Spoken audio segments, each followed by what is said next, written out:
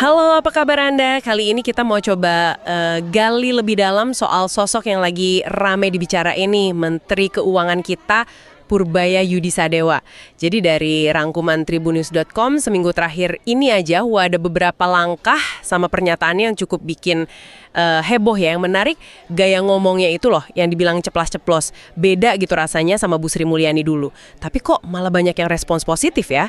Nah kita coba bedah deh beberapa gebrakan utamanya ini. Soal dia nolak pakai APBN buat utang kereta cepat Wush, terus isu dana buat family office, sama ancamannya ke pegawai Bea Cukai. Gimana? Siap? Mari kita mulai. Oke, mungkin perlu lihat konteksnya dulu ya. Pak Purbaya ini kan sekarang Menku di Kabinet Merah Putih, di bawah Presiden Prabowo. Nah, sumber kita ini, Tribun News itu, menyoroti adanya anggapan beda pendekatan yang lumayan kelihatan. Kalau Bu Sri Mulyani kan seringnya dilihat fokusnya jaga benteng fiskal gitu ya, biar aman.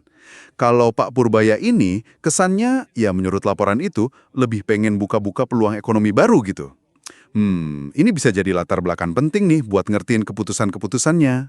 Oke. Kita mulai dari yang paling rame nih. Soal sikap tegasnya Pak Purbaya nolak APBN dipakai buat bayar utang proyek Wush, kereta cepat Jakarta-Bandung itu. Ini kan sebetulnya respons buat opsi yang sempat dilontarin sama COO Danatara, Doni Oskaria kan, pas media gathering tanggal 10 Oktober kemarin. Pak Purbaya tuh dikutip bilang kalau ini kan KCIC di bawah Danatara kan. Kalau di bawah Danatara kan mereka sudah punya manajemen sendiri, punya dividen sendiri. Wah, lugas banget ya ngomongnya. Iya, betul. Yang menarik di sini tuh prinsip dibaliknya gitu loh. Pak Purbaya, ya kata sumbernya, argumennya itu Danantara kan induknya KCIC. Nah, dia ini dapat dividen gede banget. Angkanya disebut-sebut sampai 80 triliun setahun. Gede banget kan itu. Nah, logikanya dia, kalau duit masuk segitu banyak, ya Danantara mestinya sanggup dong ngurusin utang KCIC sendiri, gak perlulah nyender ke APBN. Ini kayak upaya bikin garis tegas gitu, antara duit negara sama urusan duitnya badan usaha, mau itu BUMN atau swasta. Dan sikap ini katanya ditegasin lagi pas rapat sama Dewas Danantara tanggal 15 Oktober. Jadi emang konsisten. Oke, selain Wush, ada lagi nih penolakan lain soal APBN. Kali ini soal konsep family office. Pak Purbaya juga nolak usulan pakai APBN buat biayain ini. Yang kalau kata Tribun News sih idenya datang dari Pak Luhut Binsar Panjaitan. Sebenarnya family office ini apa sih? Kan umumnya ini buat ngelola duit keluarga super kaya gitu ya. Kok kepikiran pakai APBN ya? Agak aneh nggak sih? Iya juga ya. Sumber kita emang nggak cerita detail sih proposalnya gimana, atau kenapa APBN sampai diusulkan terlibat gitu.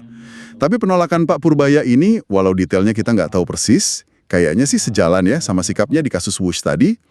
Jadi makin kelihatan gitu, Pak Purbaya ini pengen bikin prinsip. APBN itu dijaga ketat buat publik luas, bukan buat nalangin atau danain inisiatif yang mestinya ya jalan di ranah swasta atau korporasi aja. Garis batas lagi nih kayaknya yang ditekankan. Terus, nah ini, soal gaya komunikasinya yang blak-blakan itu. Ancaman mau mecat pegawai Bea Cukai kalau ketahuan nongkrong seharian di Starbucks. Wah ini terus terang agak bikin kaget ya dengarnya dari seorang Memku. Ini benar-benar nunjukin sisi ceplas-ceplosnya itu ya. Betul. Gayanya emang pas banget sama label ceplas-ceplos yang Anda sebut tadi. Tapi saya rasa ini bukan cuma soal gaya ngomong aja sih.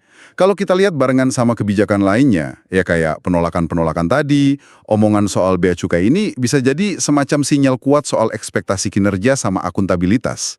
Jadi bukan cuma disiplin anggaran aja yang dijaga, tapi ya disiplin aparat di bawahnya juga. Ini kayaknya bagian dari cara dia bangun citra pemimpin yang tegas gitu, secara keseluruhan.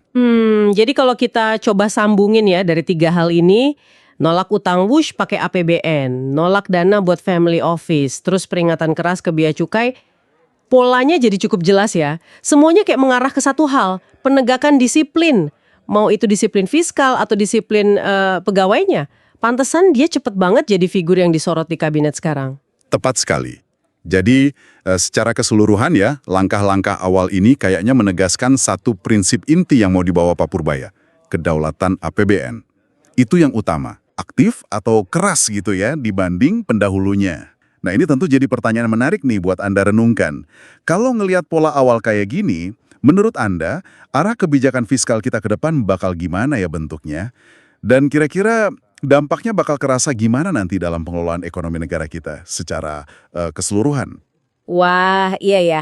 Pertanyaan penting itu buat kita pikirin bareng-bareng. Oke deh, terima kasih banyak Anda sudah menyimak pembahasan kita kali ini. Sampai ketemu lagi di kesempatan berikutnya ya. Download Tribun X sekarang. Menghadirkan lokal menjadi Indonesia.